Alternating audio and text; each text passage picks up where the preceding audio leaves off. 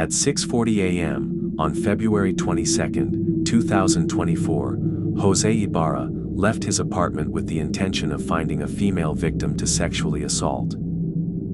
He was wearing a dark hooded jacket, black disposable latex gloves, and an Adidas hat. He was also carrying a white cup containing alcohol. 26-year-old Jose Ibarra was in the U.S. illegally, crossing the border from Mexico 2 years prior. He had previous run-ins with the law, and at the time, had a warrant out for his arrest. He lived in this apartment with his 2 brothers and a friend. When he left the apartment that morning, all 3 of his roommates were asleep. At 6:54 a.m., Jose walked to a bus stop and hid nearby in the bushes. He was waiting for a potential victim. After a few minutes of no one arriving, Jose left and walked into an apartment complex, looking for a victim there. At 7:54 a.m., he tried to open a resident's front door, but it was locked. Inside was a female graduate student who lived alone. When she heard someone trying to open her door, she looked through peephole and saw Jose.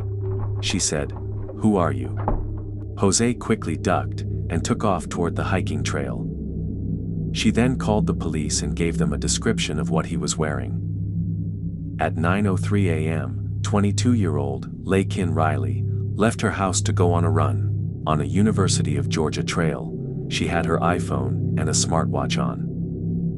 At 9:06 a.m., Laken entered the wooded trail. After nearly 3 hours of searching for a victim, Jose Ibarra found what he was looking for. A female, by herself, in an isolated area.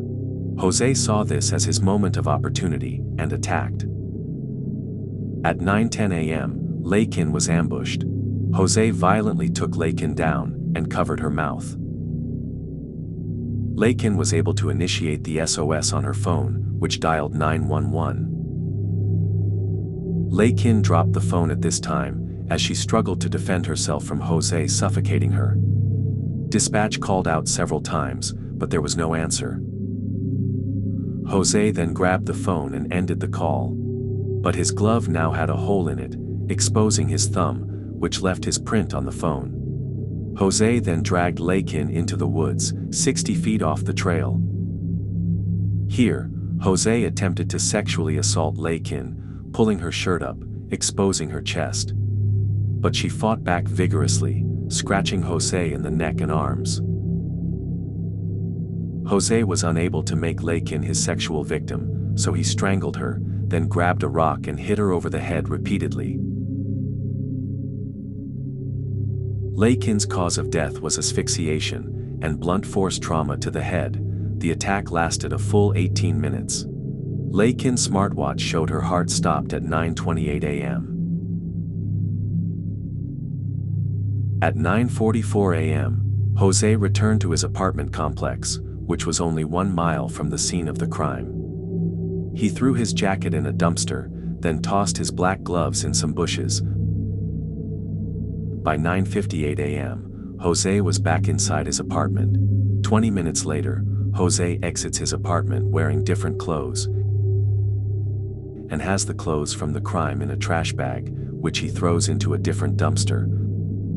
By 11 a.m., Laken's mother and roommates were worried because she hadn't returned home and wasn't returning their calls.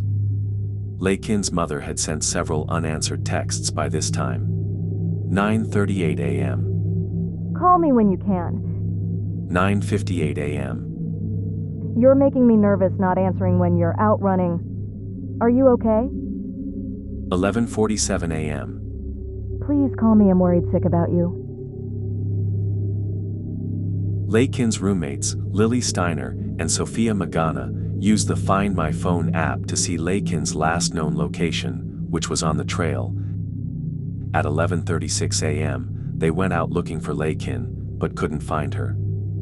But they did find one of Laken's earbuds on the ground. They quickly returned home and called the police to report her missing.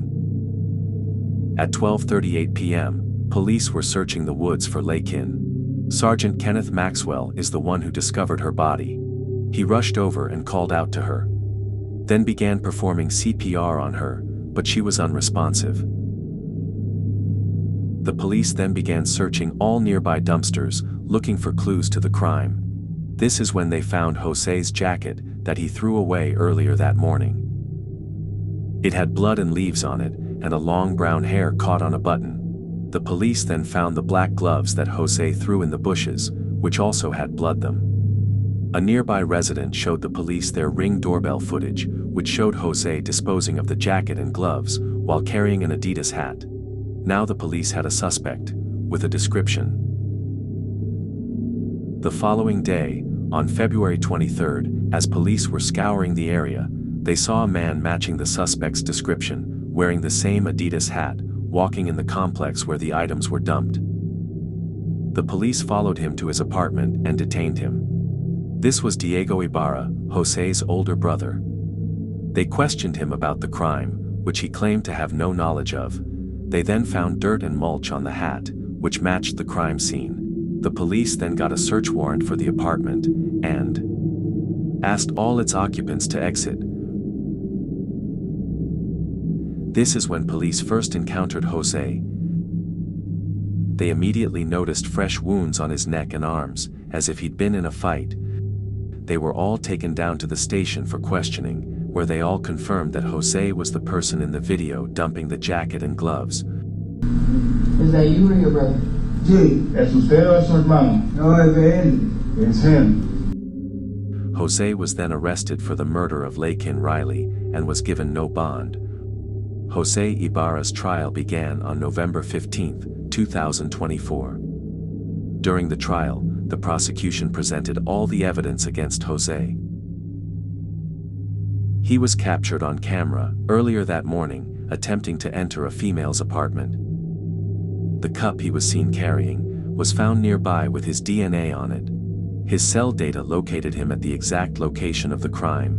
The hat and shirt he was wearing when he dumped his jacket are the same exact items worn when he made a Snapchat post earlier that morning. The jacket gloves found had both his and Laken's DNA on them. His thumbprint was found on Laken's phone from the hole in his glove, and his DNA was under Laken's fingernails from her scratching him. The trial lasted 5 days, and on November 20th, Jose Ibarra was found guilty on all charges and sentenced to life in prison without the possibility of parole.